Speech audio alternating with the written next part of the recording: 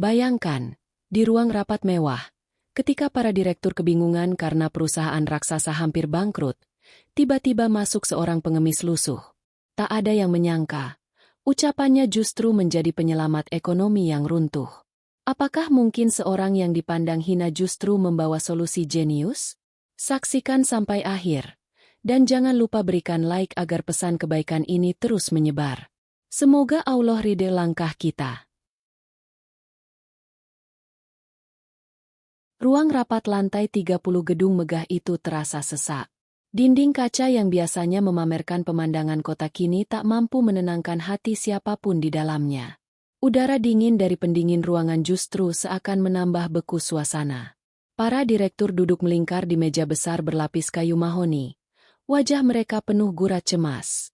Laporan keuangan bulan terakhir terpampang di layar proyektor. Grafiknya menukik tajam ke bawah, seolah menertawakan kesombongan perusahaan yang selama ini mengaku tak tergoyahkan. Di ujung meja, seorang pria muda dengan jas hitam mewah duduk bersandar. Dialah sang CEO. Usianya baru 40-an, namun rambut di pelipisnya sudah memutih. Keringat dingin menetes di pelipis meski ruangan ber-AC. Matanya sayu, menatap grafik itu seperti menatap lubang hitam yang siap menelannya kapan saja. Ia mencoba menjaga wibawa dengan menegakkan tubuh, tapi tangan yang terkepal di atas meja membuktikan kegugupannya. Suara direktur keuangan memecah kesunyian. Kita kehilangan hampir separuh nilai saham dalam 3 bulan terakhir. Investor besar menarik modal, dan hutang jatuh tempo menumpuk. Jika kondisi ini berlanjut, perusahaan hanya punya waktu 3 bulan sebelum resmi dinyatakan bangkrut. Ruangan mendadak riuh. Ada yang menyalahkan strategi pemasaran, ada yang menuding divisi produksi, ada pula yang berteriak bahwa masalah ada pada kepemimpinan. Suara-suara itu bercampur jadi hiruk-pikuk penuh amarah, saling tuding tanpa solusi. Sang CEO menutup mata, seakan ingin mematikan telinganya dari kebisingan itu.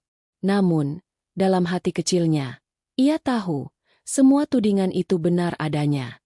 Ia terlalu percaya diri, terlalu sombong dengan visinya sendiri, menolak mendengar masukan, dan kini semuanya berbalik menyerangnya.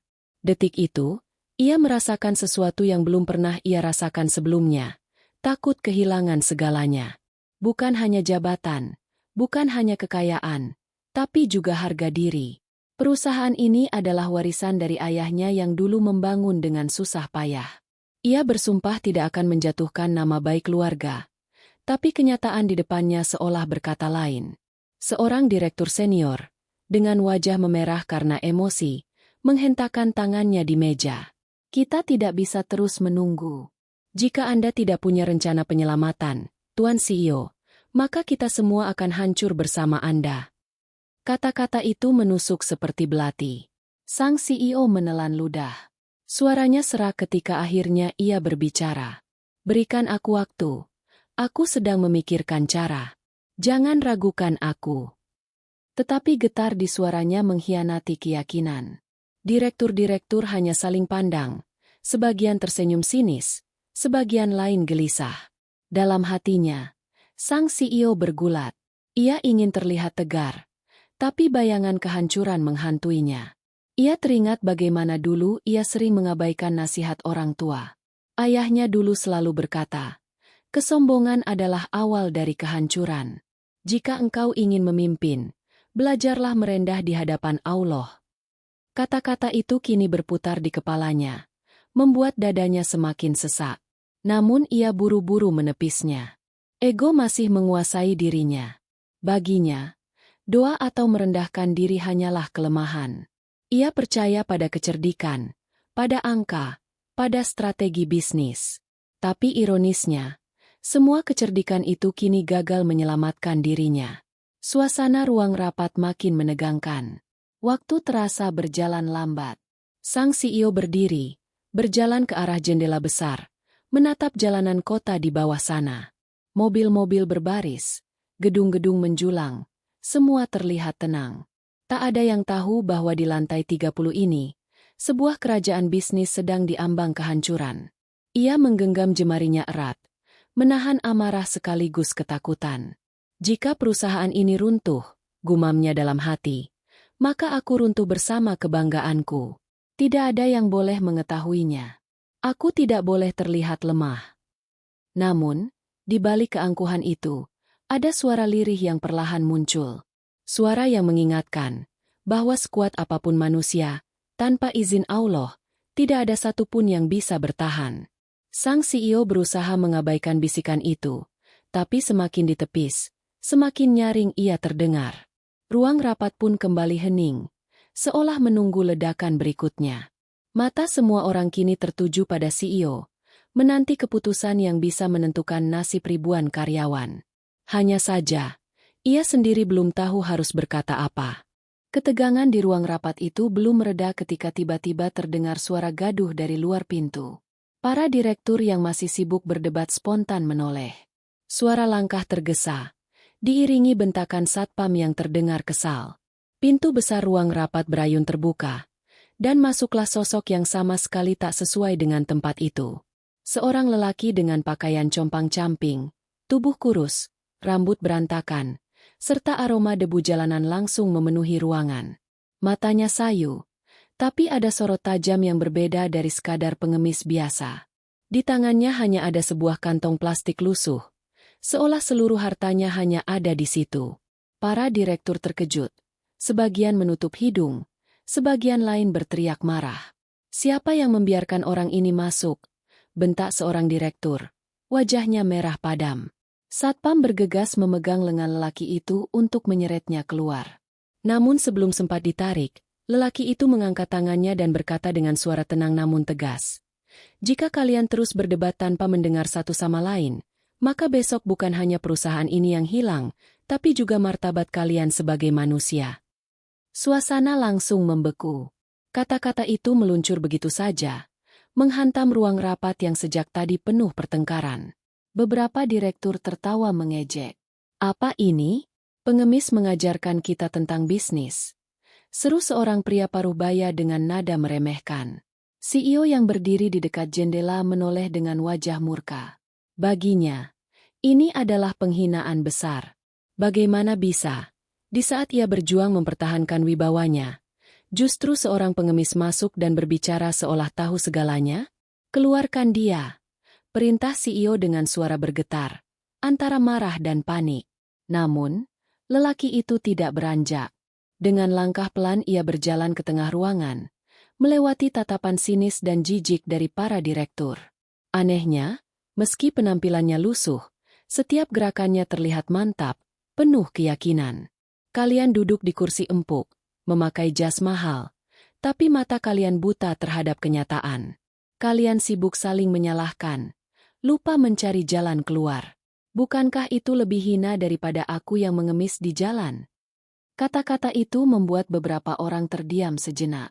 Satpam yang masih memegang tangannya pun ragu, seolah ada sesuatu yang menahannya untuk menyeret lelaki itu pergi.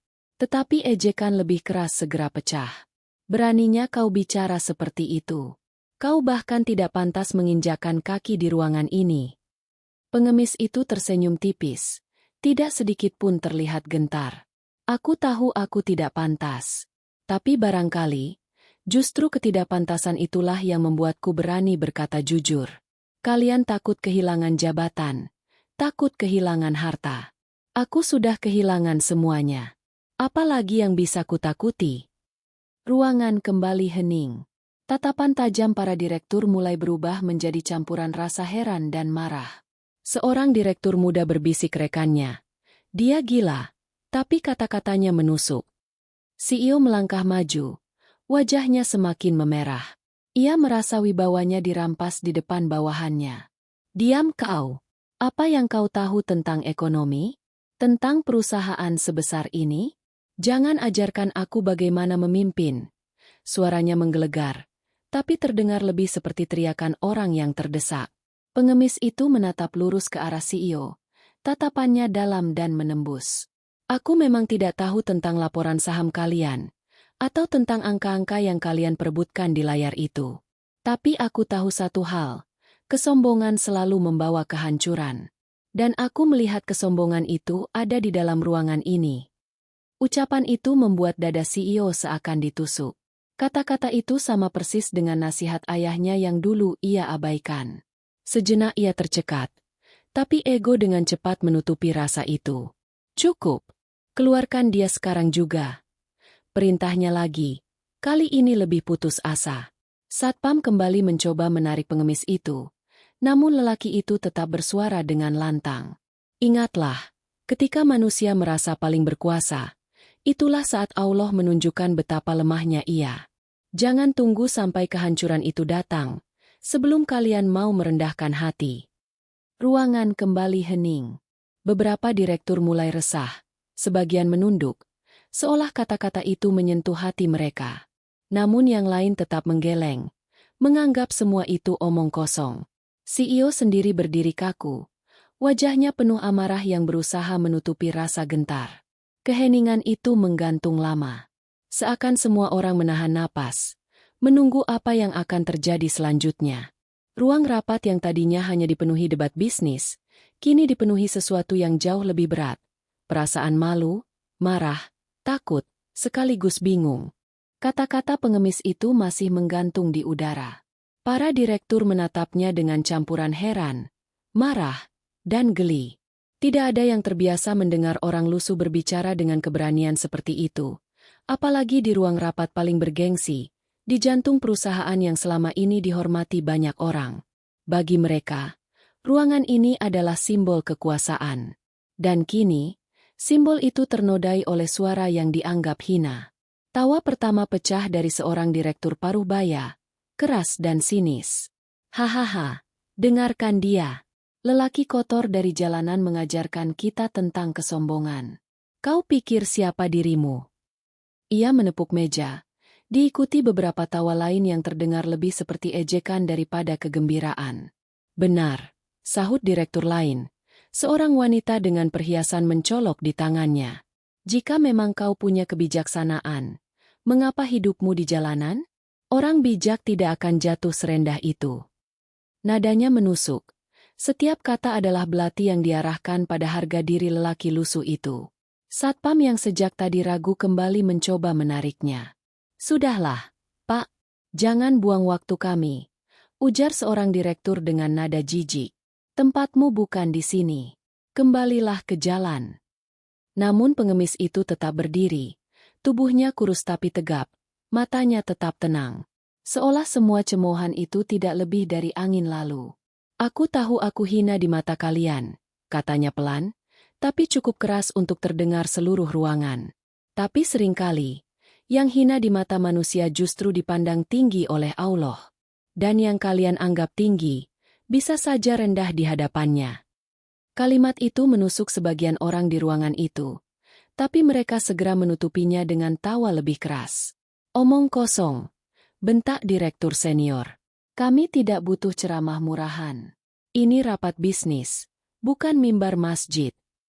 CEO yang sejak tadi menahan amarah akhirnya melangkah maju. Wajahnya tegang, matanya merah. Cukup, serunya. Jangan satu kata pun keluar lagi dari mulutmu. Kau tidak pantas berada di sini. Suaranya menggema di dinding kaca, tapi getaran kecil di ujung suaranya tidak bisa disembunyikan. Pengemis itu menoleh perlahan, menatap CEO tepat di mata. Kau paling marah di antara mereka. Itu tandanya kau paling takut. Takut kehilangan singgasana yang kau banggakan. Kata-kata itu membuat ruangan semakin panas. Para direktur serentak bersuara, berteriak, menolak keberadaan pengemis itu. Keluarkan dia. Dia hanya pembuat onar. Jangan buang waktu kita. Suara-suara itu bersatu, menjadi gelombang cemoohan yang menekan. Namun, di tengah kebisingan itu, ada satu orang yang diam.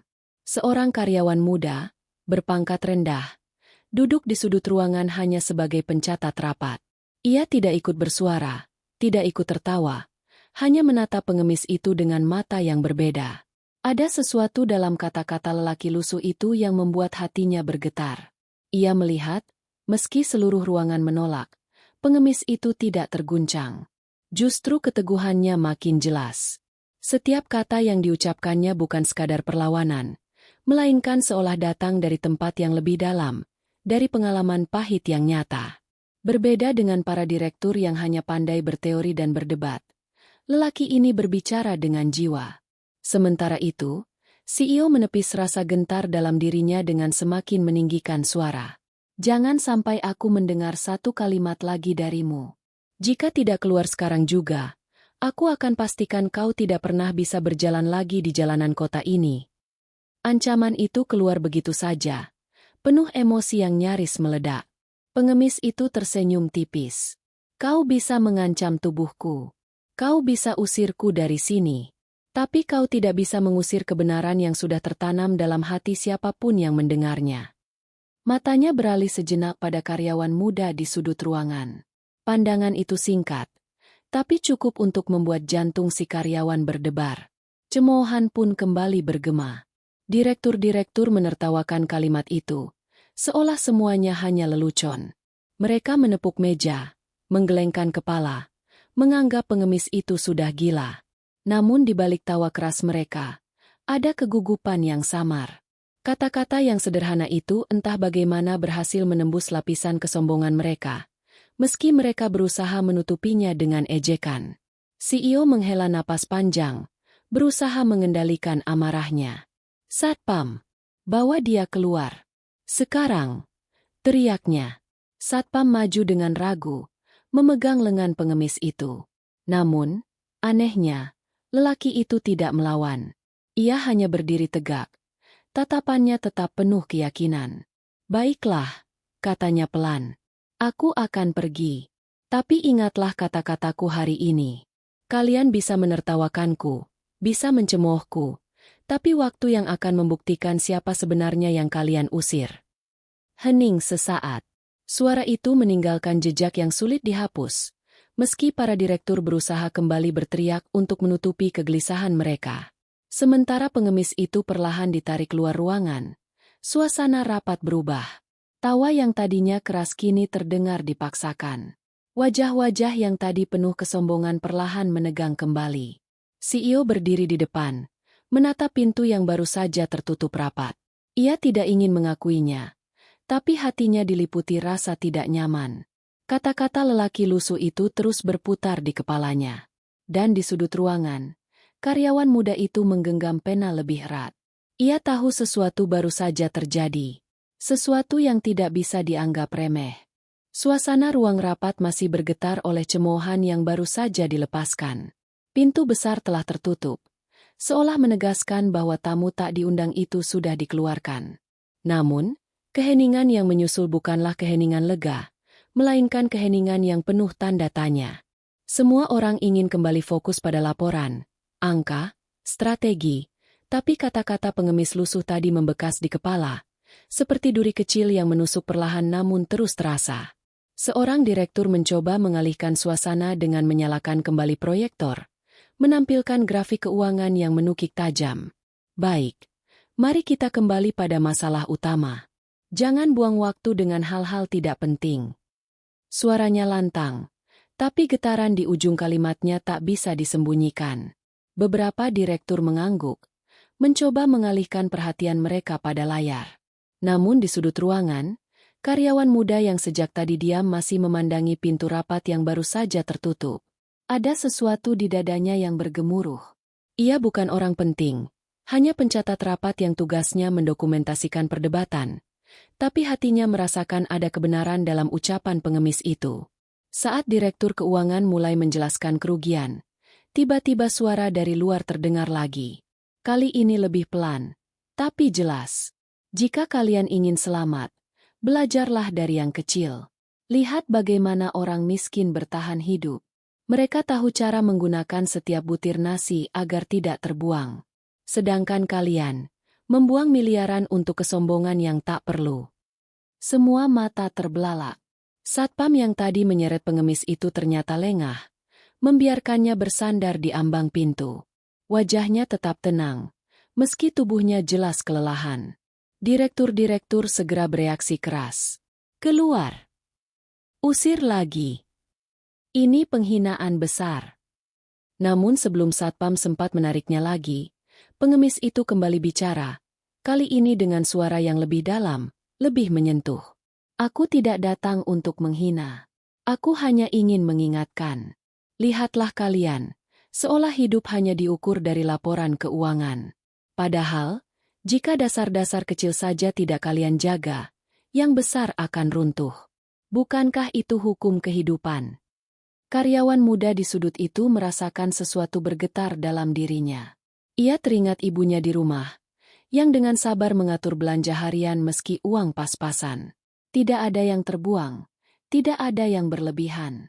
Kehidupan sederhana itu justru membuat mereka bertahan. Bandingkan dengan perusahaan ini, uang miliaran berputar, tapi tetap saja jatuh dalam jurang kerugian. CEO menghela napas panjang. Ia ingin menegur, ingin menghardik lagi, tapi lidahnya keluh. Ada sesuatu dalam suara pengemis itu yang berbeda. Tidak sekadar ocehan, melainkan pengalaman hidup. Dan ironisnya, dalam hatinya ia tahu, perusahaan ini memang jatuh bukan karena kurang modal, melainkan karena terlalu banyak dibuang untuk proyek-proyek penuh gengsi. Salah satu direktur muda, yang biasanya tak pernah berani bersuara, tiba-tiba berkata lirih. Apa yang dia katakan, ada benarnya. Ruangan langsung ricuh lagi. Kau membela pengemis itu, seru seorang direktur senior. Ini rapat, bukan tempat mendengar dongeng. Pengemis itu tersenyum. Aku tidak punya gelar untuk membuat kalian kagum. Tidak punya jas mahal untuk meyakinkan kalian. Tapi aku punya kenyataan. Dan kenyataan itu sederhana. Orang miskin bertahan dengan ilmu hemat, sedangkan orang kaya sering hancur karena lupa cara menghargai yang kecil. Kata-kata itu mengalun seperti air yang tenang, tapi menghantam keras. Beberapa direktur menunduk, pura-pura merapikan kertas. CEO sendiri menatap kosong ke layar proyektor. Angka-angka kerugian yang tertera di sana seolah menyatu dengan ucapan pengemis itu. Di dalam dadanya, ada benturan antara gengsi dan kesadaran. Gengsi berteriak bahwa mendengarkan pengemis berarti kehinaan. Namun kesadaran berbisik lirih. Mungkin justru disitulah jawabannya. Ia mengepalkan tangan, berusaha menolak suara itu. Pengemis itu melanjutkan. Suaranya semakin lembut, tapi penuh keyakinan. Allah mengajarkan manusia melalui banyak cara. Kadang lewat kejayaan, kadang lewat kehancuran, kadang lewat orang terpandang, kadang lewat yang dipandang hina. Tapi semua itu demi satu hal, agar manusia kembali sadar siapa dirinya. Ruangan mendadak sunyi. Tidak ada yang berani menertawakan kalimat itu. Hanya detak jam dinding yang terdengar. Satpam yang tadi hendak menariknya pun ragu, seakan ikut terpengaruh oleh kekuatan kata-kata itu. Karyawan muda di sudut menunduk. Jemarinya gemetar menggenggam pena. Ia merasakan air mata hampir menetes, bukan karena kasihan pada pengemis, tapi karena hatinya benar-benar tersentuh. Ia sadar, nasihat sederhana itu bukan hanya untuk perusahaan, tapi juga untuk hidupnya sendiri. CEO akhirnya membuka suara. Meski lirih, cukup. Aku tidak ingin mendengar lebih banyak. Nadanya berusaha tegas, tapi goyah. Ia tahu, semakin lama pengemis itu bicara, semakin besar kemungkinan dinding egonya runtuh. Pengemis itu menatapnya sekali lagi, lalu menunduk pelan. Aku hanya menabur benih. Terserah pada kalian, mau membiarkannya tumbuh atau membiarkannya mati. Kalimat itu menutup percakapan. Meninggalkan ruang rapat dalam keheningan yang jauh lebih berat daripada sebelumnya. Tidak ada lagi cemoohan keras. Yang tersisa hanyalah pikiran-pikiran yang berputar di kepala masing-masing, mengusik hati yang selama ini tertutup rapat. Ruang rapat itu masih diliputi ketegangan. Ucapan pengemis yang sederhana namun penuh makna terus menggema di benak setiap orang. CEO mencoba mengalihkan pembahasan, tapi fokus semua yang hadir sudah tidak lagi sama.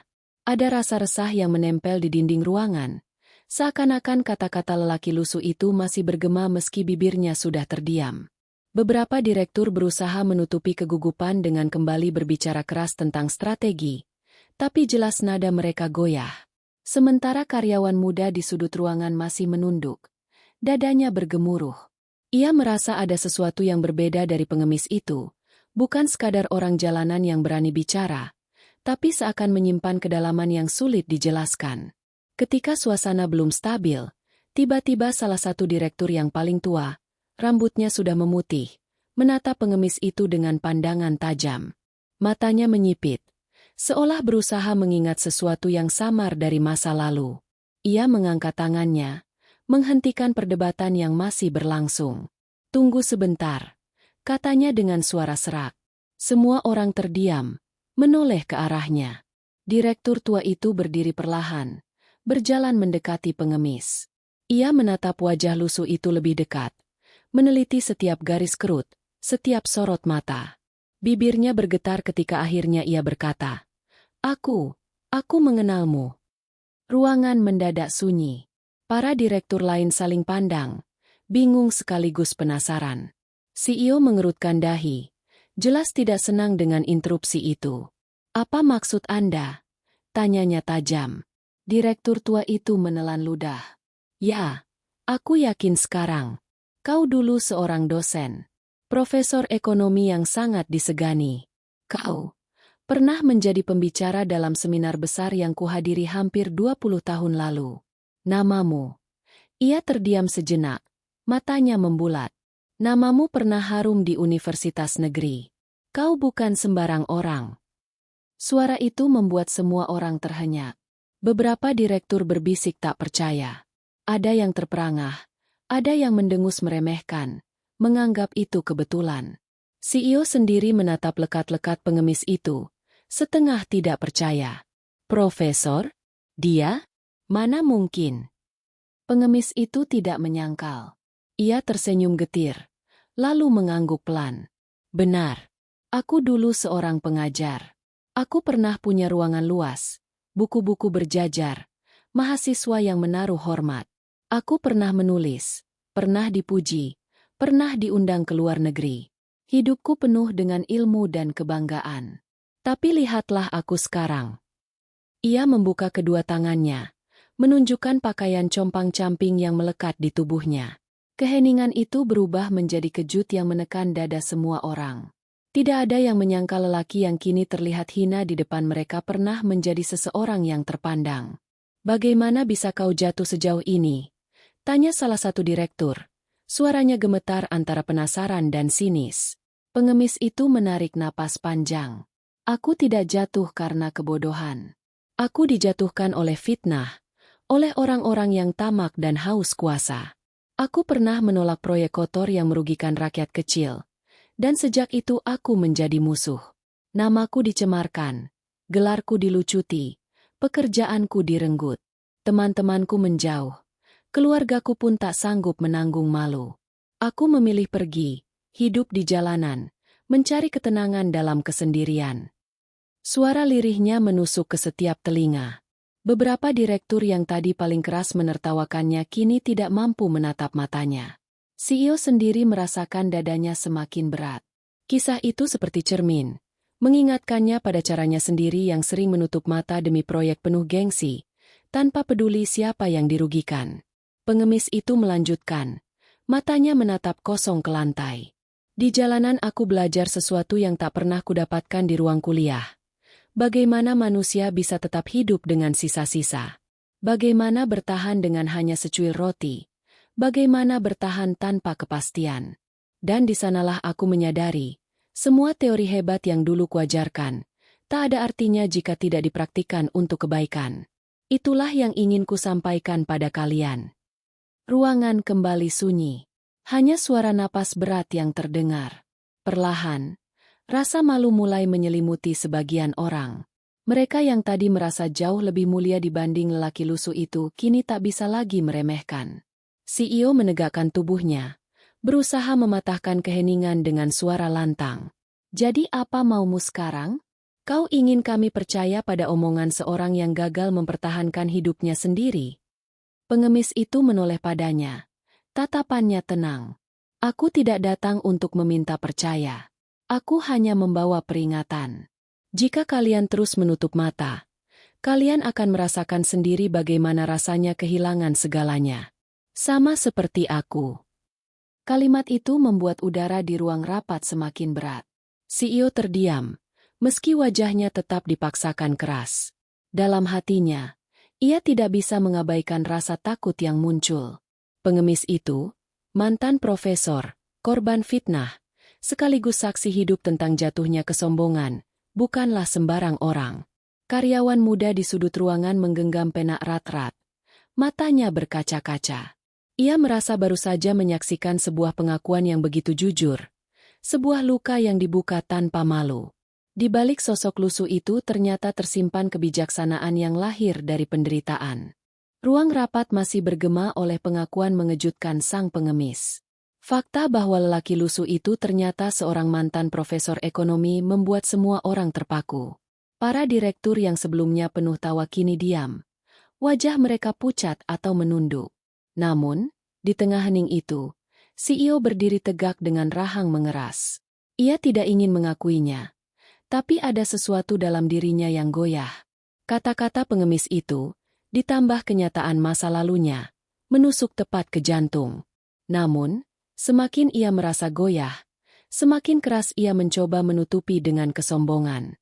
Baginya, merendahkan gengsi di depan bawahan adalah kehinaan yang lebih besar daripada keruntuhan perusahaan itu sendiri. Ia menghela napas panjang, lalu berbicara dengan suara yang berusaha ditegaskan. Jangan terbuai dengan cerita sentimental, ujarnya tajam. Siapapun bisa mengaku pernah menjadi profesor. Siapapun bisa mengaku punya ilmu. Tapi lihatlah kenyataannya. Ia berdiri di depan kita dengan pakaian kotor, tak punya tempat tinggal, tak punya harta. Apa gunanya kebijaksanaan jika tak bisa menyelamatkan dirinya sendiri? Kata-kata itu bagai tamparan keras, bukan hanya bagi pengemis, tapi juga bagi semua yang diam-diam mulai tergerak hatinya. Beberapa direktur yang tadi menunduk kembali mengangkat kepala, seakan menemukan pegangan untuk tetap bersembunyi di balik logika dingin CEO. Pengemis itu tidak langsung menjawab. Ia hanya menatap CEO dengan tatapan dalam, seolah menembus lapisan ego yang dibangun rapat-rapat. Setelah hening beberapa detik, barulah ia berkata pelan, "Kesombonganlah yang membuatmu menolak kebenaran meski sudah kau rasakan sendiri. Kau tahu peringatan ini benar, tapi gengsimu lebih kau utamakan daripada keselamatan perusahaanmu." Kalimat itu menusuk. CEO merasakan dadanya panas.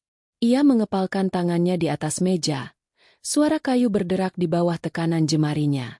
"Jangan ajari aku bagaimana memimpin," bentaknya. "Perusahaan ini berdiri karena kerja keras, strategi, dan keputusan berani. Bukan karena nasihat murahan dari orang jalanan." Pengemis itu menghela napas. Wajahnya teduh. Perusahaan ini mungkin berdiri karena kerja keras, tapi bisa runtuh karena kesombongan. Kau lupa bahwa semua pencapaianmu hanyalah titipan. Kau lupa bahwa di atas langit masih ada Allah yang berkuasa. Jika Dia berkehendak, sekejap mata saja seluruh kekayaanmu bisa lenyap. Ruangan mendadak sunyi. Kalimat itu membuat sebagian orang merinding. Ada sesuatu dalam penyebutan nama Allah yang membawa getaran ke dalam hati. Sesuatu yang tidak bisa ditolak meski logika berusaha menepis. Namun CEO justru semakin marah. "Cukup," teriaknya. Matanya merah.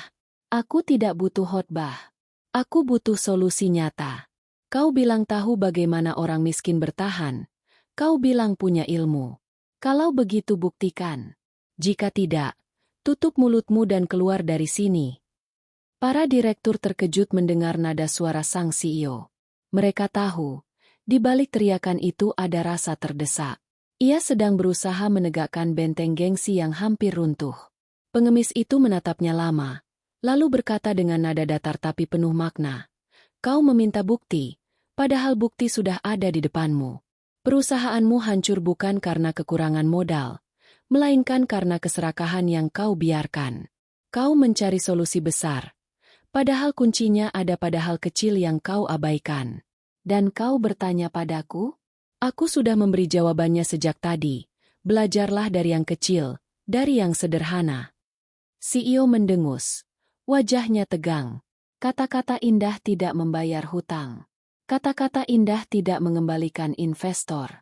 "Kau pikir aku bisa menyelamatkan perusahaan hanya dengan meniru cara orang miskin menghemat nasi?" Nada suaranya penuh sarkasme. Tapi dalam hatinya ia tahu ada kebenaran yang tak bisa ia bantah. Karyawan muda di sudut ruangan, yang sejak awal mendengarkan, merasakan dadanya makin bergetar. Ia melihat dengan jelas, ini bukan sekadar adu argumen, melainkan ujian kesombongan. CEO terjebak dalam gengsinya sendiri, sementara lelaki lusuh itu berdiri tanpa kekayaan, tapi membawa keteguhan hati yang tak tergoyahkan. Beberapa direktur mulai gelisah. Ada yang berpura-pura membolak-balik berkas. Ada yang mengusap keringat di dahi. Semua sadar, percakapan ini bukan lagi sekadar tentang bisnis, melainkan tentang kebenaran yang sulit ditelan. Akhirnya, CEO menoleh ke seluruh ruangan. Suaranya meninggi. Kalian dengar sendiri. Dia hanya pandai berkata-kata, tapi tidak memberi solusi nyata. Jangan biarkan omong kosong ini mengganggu rapat kita. Kita kembali pada rencana. Kita akan cari jalan dengan kekuatan kita sendiri. Pengemis itu hanya tersenyum tipis, lalu menunduk. Baiklah, kau boleh menutup telingamu. Tapi ingat, kesombongan hanya mempercepat kehancuran.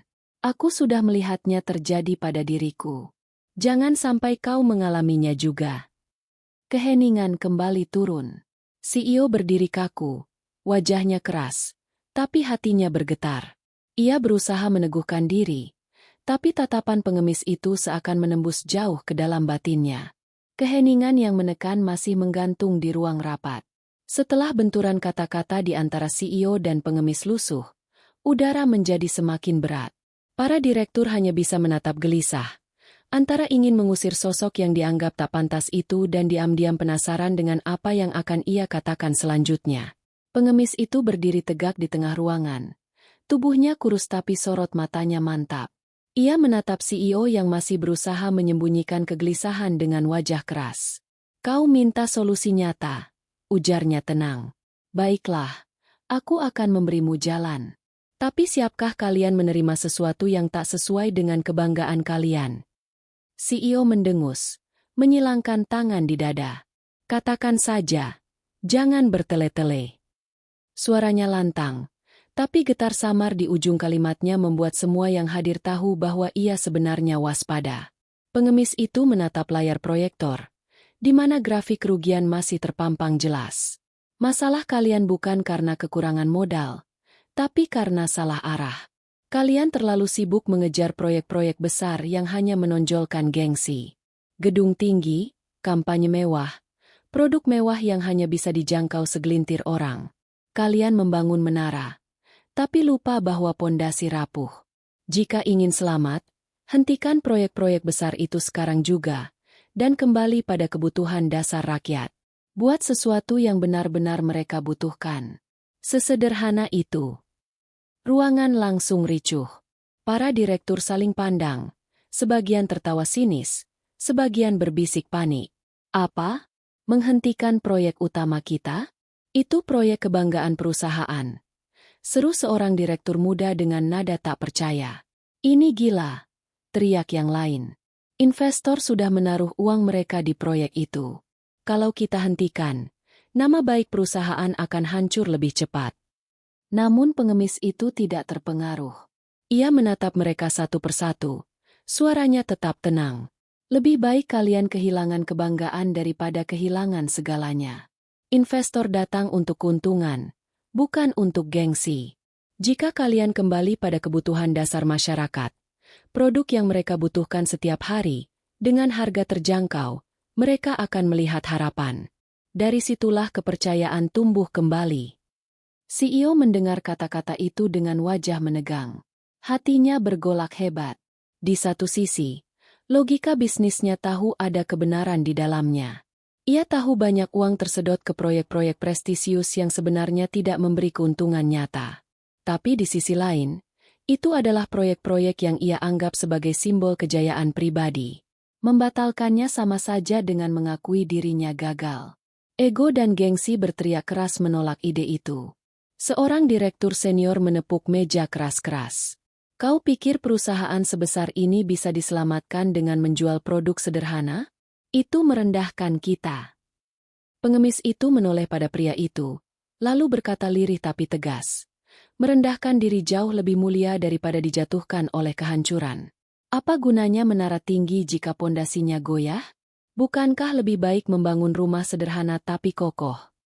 Kata-kata itu membuat ruangan kembali hening. Direktur-direktur yang tadi ribut terdiam, meski wajah mereka masih penuh penolakan. Hanya karyawan muda di sudut ruangan yang tampak semakin yakin. Matanya berbinar, hatinya seakan berteriak bahwa itulah kebenaran yang selama ini mereka abaikan. CEO akhirnya bersuara. Nadanya dingin. Jadi menurutmu aku harus memotong proyek kebanggaan perusahaanku sendiri? Menghentikan semua yang menjadi simbol kejayaan kami? Pengemis itu menatap langsung ke matanya. Ya, karena yang kalian sebut kejayaan hanyalah fata morgana. Dan fata morgana tak akan memberi air bagi mereka yang kehausan. Kau ingin selamat? Fokuslah pada air nyata, bukan pada bayangan. Suasana semakin mencekam. CEO merasakan dadanya semakin berat, seperti terhimpit oleh dua dinding yang saling mendekat. Ia ingin menolak keras, tapi ia juga tahu kata-kata itu benar adanya. Selama ini ia membangun perusahaan dengan obsesi membuktikan diri, bukan dengan visi menolong banyak orang. Dan kini akibatnya menghantam dirinya sendiri. Beberapa direktur mulai resah. Ada yang berbisik lirih, tapi jika benar, bukankah itu satu-satunya jalan keluar? Bisikan itu terdengar jelas oleh karyawan muda, yang semakin yakin bahwa lelaki lusuh ini tidak datang kebetulan. CEO memejamkan mata sejenak, mencoba menahan badai dalam hatinya. Namun gengsi kembali mendominasi. Ia menggeleng keras, suaranya lantang. Tidak, itu ide gila. Aku tidak akan merendahkan perusahaan ini dengan strategi murahan. Pengemis itu tersenyum tipis, lalu berkata, kadang strategi yang kalian anggap murahan justru adalah jalan keselamatan. Bukankah orang miskin bisa bertahan hidup dengan sebutir nasi?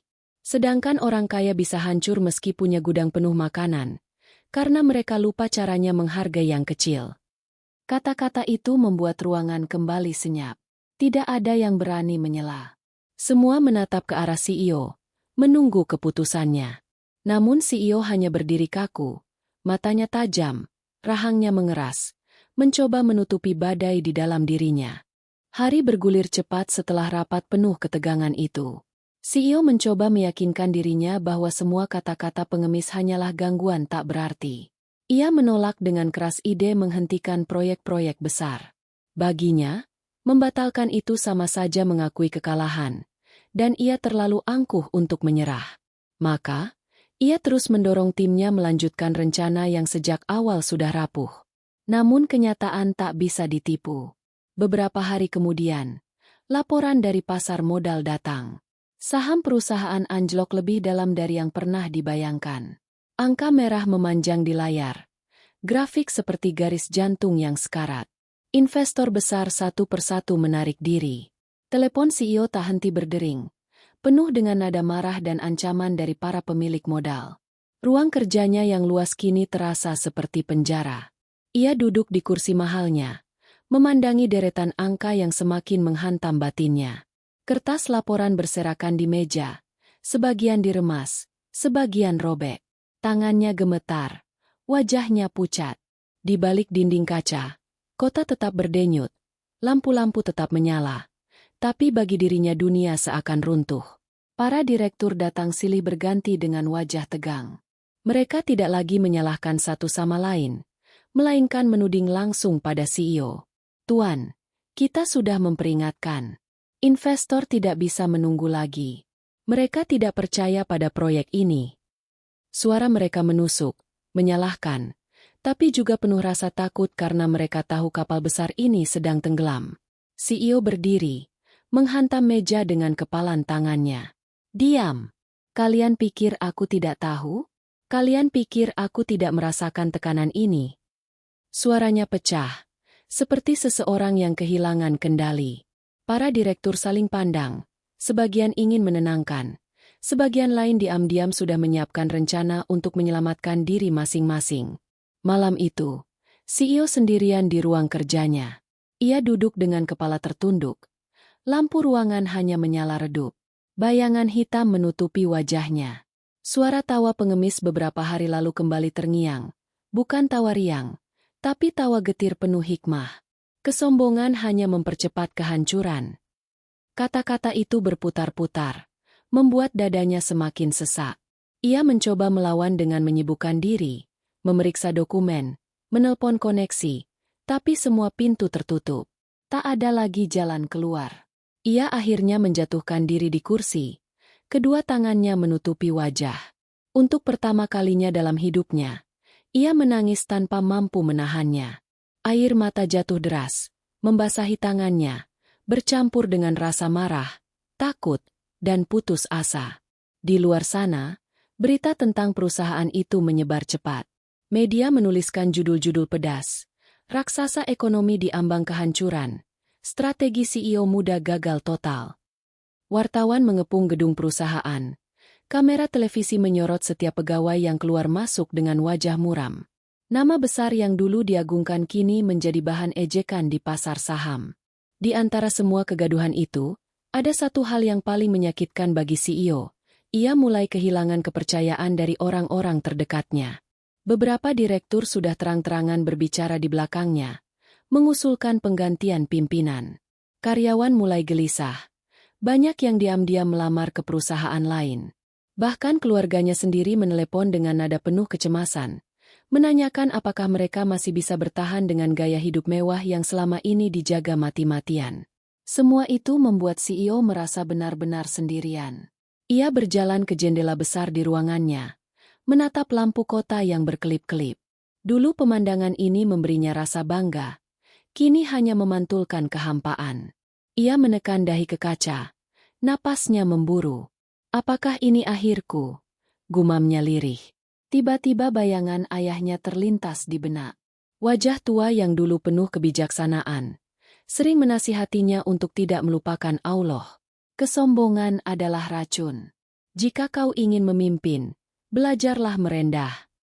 Ia menepis ingatan itu, tapi semakin ditepis semakin kuat menghantam. Seolah suara masa lalu itu sengaja diperdengarkan kembali saat ia berada di titik terendah. Esok paginya, rapat darurat digelar lagi.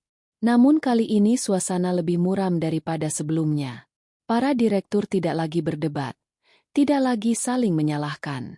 Wajah mereka suram, seperti pasukan yang sudah kalah perang. Semua mata tertuju pada CEO yang duduk di kursinya dengan mata merah dan wajah letih. Ia mencoba berbicara, tapi suaranya serak. Kita masih bisa bertahan, katanya lirih. Namun jelas tidak ada keyakinan dalam nada suaranya. Seorang direktur akhirnya berkata dengan nada getir. Tidak, Tuan. Kita sudah kehilangan terlalu banyak. Jika kita tidak segera mengambil keputusan drastis, bukan hanya perusahaan, tapi ribuan karyawan akan hancur. Kalimat itu membuat ruang rapat semakin berat. CEO menunduk, menatap tangannya sendiri yang bergetar. Ia tahu mereka benar. Namun gengsi dalam dirinya masih berusaha berdiri, masih berteriak menolak. Pagi itu ruang rapat kembali penuh. Wajah-wajah pucat para direktur memperlihatkan kelelahan setelah malam panjang tanpa tidur. Laporan kerugian terbaru sudah ada di tangan mereka, dan hasilnya lebih buruk dari perkiraan. Tidak ada lagi tempat untuk bersembunyi. Tidak ada lagi alasan untuk menutupi kenyataan. Perusahaan benar-benar di tepi jurang kehancuran. CEO duduk di kursi utamanya. Tubuhnya bersandar lemas. Wajahnya tampak jauh lebih tua daripada usianya. Mata merah, bibir kering. Ia berusaha berbicara, tetapi lidahnya keluh. Gengsi yang selama ini ia junjung tinggi mulai retak, karena kenyataan begitu telak menghantam. Ia menatap para direktur.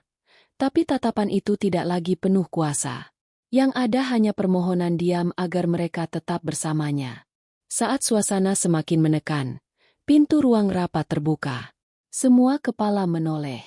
Sosok lusuh itu muncul lagi.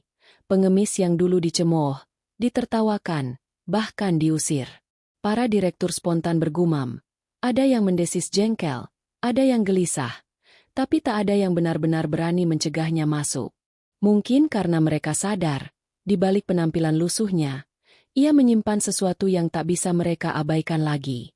Pengemis itu melangkah pelan, tapi mantap. Sorot matanya tetap tenang, meski tubuhnya kurus dan bajunya compang-camping. Ia berdiri di tengah ruangan, menatap CEO yang kini terlihat hancur. Aku sudah berkata, kesombongan hanya mempercepat kehancuran, ucapnya lembut. Dan kini kau melihatnya dengan mata kepalamu sendiri. CEO menunduk. Air matanya menggenang. Suaranya parau ketika akhirnya ia berbicara. Aku salah.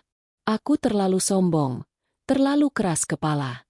Aku ingin membuktikan diriku, tapi justru menyeret semuanya ke jurang. Ia terisak, menutup wajah dengan kedua tangannya. Para direktur terdiam, terkejut menyaksikan sisi rapuh pemimpin mereka yang selama ini selalu terlihat angkuh. Pengemis itu mendekat, meletakkan tangannya di meja, lalu berkata dengan suara yang penuh keyakinan. Belum terlambat. Selama kau masih bernapas, selama perusahaan ini belum benar-benar runtuh, masih ada jalan keselamatan. Tapi kau harus rela menanggalkan kebanggaan yang selama ini membutakanmu.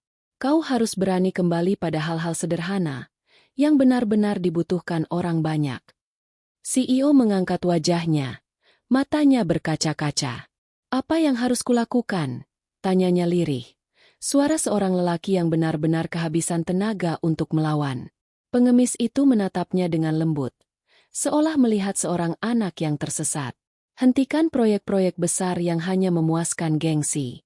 Jangan lagi habiskan uang untuk sesuatu yang tak dibutuhkan rakyat. Alihkan semua kekuatan pada kebutuhan dasar. Pangan, sandang, layanan sederhana. Produk yang murah, tapi bermanfaat. Dari situlah kepercayaan tumbuh kembali.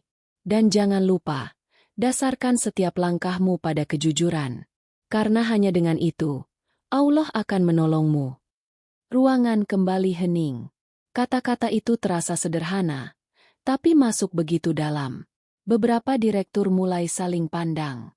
Mereka tahu, jalan itu bukan tanpa risiko, tapi untuk pertama kalinya, ada secercah cahaya di tengah kegelapan. Karyawan muda di sudut ruangan merasakan bulu kuduknya berdiri. Ia menyaksikan sendiri momen ketika kesombongan mulai runtuh, digantikan kerendahan hati. Ia melihat CEO yang dulu angkuh kini benar-benar bersedia merendahkan diri demi mencari keselamatan. CEO menunduk lama, lalu perlahan berdiri. Tubuhnya bergetar, tapi langkahnya mantap. Ia menatap seluruh direktur dan berkata dengan suara yang berat namun tegas. Kita hentikan semua proyek prestisius. Kita fokus pada yang sederhana. Mulai hari ini, kita bekerja bukan untuk kebanggaan, tapi untuk bertahan hidup. Untuk rakyat yang membutuhkan produk kita. Dan untuk masa depan karyawan yang menggantungkan hidupnya pada perusahaan ini. Para direktur terdiam, sebagian menunduk, sebagian menghela napas panjang. Keputusan itu mengejutkan, tapi juga melegakan. Mereka tahu, ini adalah satu-satunya jalan. Pengemis itu tersenyum tipis. Itulah jawaban yang kutunggu. Bukan sekadar kata-kata, tapi keberanian untuk menanggalkan gengsi. Ingatlah, kejayaan sejati bukan ketika kau dipuja manusia, melainkan ketika langkahmu diridek Allah. Air mata mengalir di pipi CEO. Kali ini bukan air mata putus asa, melainkan air mata kelegaan. Beban berat di dadanya terasa sedikit terangkat. Ia menoleh pada pengemis itu, ingin berterima kasih, tapi kata-kata tercekat di tenggorokannya. Para direktur akhirnya mulai berbicara, kali ini dengan nada berbeda. Tidak ada lagi cemoohan, tidak ada lagi tawa sinis. Yang ada hanya diskusi serius tentang bagaimana mengubah arah perusahaan. Perlahan, rapat itu berubah dari ruang penuh pertengkaran menjadi ruang yang menumbuhkan harapan. Hari-hari setelah keputusan besar itu berjalan penuh kejutan. Perusahaan yang tadinya diambang kehancuran perlahan mulai menunjukkan tanda-tanda kehidupan. Proyek-proyek mewah dihentikan. Uang yang tersisa dialihkan ke lini produk sederhana yang benar-benar dibutuhkan masyarakat. Dari barang-barang kecil dan murah, arus kas mulai bergerak. Pelanggan yang dulu meninggalkan mereka kembali berdatangan, karena menemukan sesuatu yang sesuai dengan kebutuhan nyata. Para direktur yang semula menolak perlahan mulai melihat hasilnya. Investor kecil-kecilan bermunculan, bukan karena janji keuntungan besar, melainkan karena mereka percaya pada ketulusan arah baru yang diambil perusahaan. Karyawan yang dulu cemas kini mulai bekerja dengan semangat, sebab mereka merasa memiliki peran nyata dalam menyelamatkan perusahaan. CEO, yang dulu hanya duduk di kursi empuk penuh gengsi, kini sering turun langsung ke lapangan. Ia menatap karyawannya satu persatu, mendengarkan keluhan mereka, mencoba memahami dengan rendah hati. Banyak yang terkejut melihat perubahan itu. Sosok yang dulu dikenal arogan kini tak segan berbicara dengan suara lirih, bahkan tersenyum tulus. Namun di balik semua perubahan itu, ada satu hal yang ganjil. Sosok pengemis yang memberi jalan keselamatan justru tidak lagi terlihat. Setelah hari itu, ia menghilang tanpa jejak. Tidak ada seorang pun yang tahu kemana ia pergi. CEO merasa kosong, seakan kehilangan guru yang baru ditemuinya sebentar. Ia sering menoleh ke pintu rapat, berharap lelaki itu akan muncul lagi, tapi yang datang hanya keheningan. Suatu sore, CEO memutuskan mencari. Ia berjalan keluar gedung perusahaan tanpa pengawalan, mengenakan pakaian sederhana. Kakinya menelusuri jalan-jalan kota, menyusuri gang sempit, tempat yang dulu tak pernah ia sentuh. Ia bertanya pada orang-orang kecil di pinggir jalan, tukang parkir, pedagang kaki lima, pemulung. Semua mengenal sosok yang ia cari, tapi hanya memberi jawaban singkat. Dia sering duduk di masjid, berdoa lama, lalu pergi lagi entah kemana. Dengan langkah cepat CEO menuju masjid yang disebut. Di sana, ia menemukan seorang marbot tua yang sedang membersihkan halaman. Apakah Bapak pernah melihat seorang lelaki berpakaian lusuh, sering membawa kantong plastik, wajahnya teduh meski tampak lelah? Tanya CEO dengan suara penuh harap. Marbot itu mengangguk pelan. Ya, aku sering melihatnya. Ia datang hampir setiap malam, duduk lama di sudut masjid, menunduk dalam doa. Bibirnya tak henti berzikir. Kadang ia menangis, kadang tersenyum. Tapi selalu setelah selesai, ia berpesan, "Doakan aku, agar aku tak dikenal, agar aku tak dipuja. Cukuplah Allah yang tahu siapa aku sebenarnya." CEO terdiam. Dadanya sesak mendengar kata-kata itu. Ia baru saja menemukan seseorang yang mampu menyelamatkan perusahaannya. Seseorang yang seharusnya bisa ia angkat sebagai penasihat atau bahkan mitra. Tapi orang itu justru memilih menghilang, menolak segala bentuk pengakuan.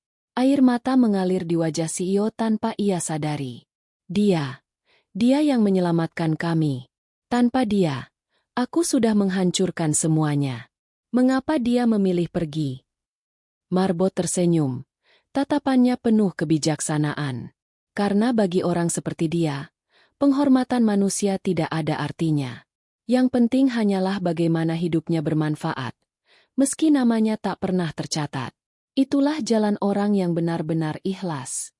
CEO menunduk, merasakan hatinya remuk. Semua kejayaan, semua kebanggaan yang dulu ia kejar, tiba-tiba terasa kecil dibandingkan ketulusan seorang lelaki lusuh yang memilih hidup tanpa nama. Ia sadar, inilah pelajaran terbesar. Kejayaan sejati bukan terletak pada sorak-sorai manusia, tapi pada keridhaan Allah. Malam itu, CEO kembali ke kantornya. Ia berdiri di jendela besar, menatap lampu-lampu kota dengan pandangan berbeda. Dulu lampu itu simbol kejayaan yang harus ia kuasai. Kini, ia melihatnya sebagai titipan, sesuatu yang bisa padam kapan saja jika ia sombong. Dalam hatinya ia berdoa, bukan lagi doa penuh ambisi, melainkan doa sederhana. Ya Allah, ajari aku untuk tetap rendah. Jangan biarkan aku mengulang kesalahan. Jangan biarkan aku melupakan pelajaran dari lelaki yang kau kirimkan. Besoknya, dalam rapat besar, CEO berdiri di depan semua direktur dan karyawan. Suaranya bergetar, matanya berkaca-kaca. Hari ini aku ingin menyampaikan sesuatu. Kita mungkin berhasil bangkit, tapi jangan pernah lupa siapa yang memberi kita jalan.